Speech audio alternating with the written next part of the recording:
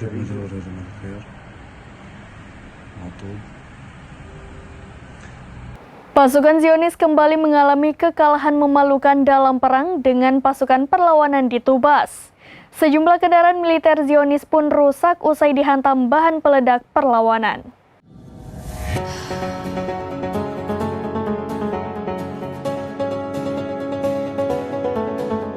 Pasukan Zionis kembali mengalami kekalahan memalukan dalam perang dengan pasukan perlawanan di Tubas.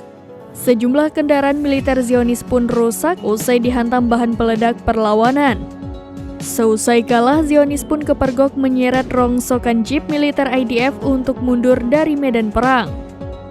Video memalukan itu beredar di situs berita Palestina pada Kamis 1 Februari.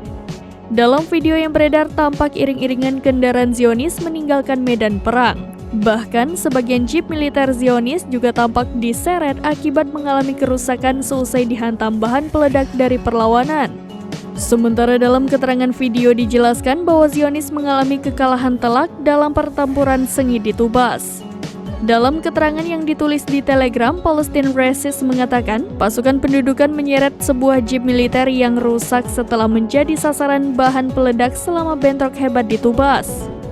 Akibatnya pasukan Zionis itu pun melakukan penarikan total tentaranya dari wilayah tersebut. Namun tidak dijelaskan lebih lanjut kapan perang sengit itu berlangsung. Tidak dijelaskan pula soal ada atau tidaknya korban jiwa dalam perang tersebut.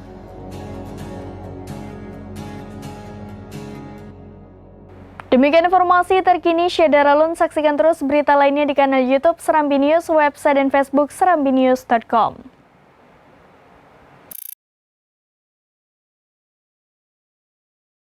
Download Tribun X sekarang, menghadirkan lokal menjadi Indonesia.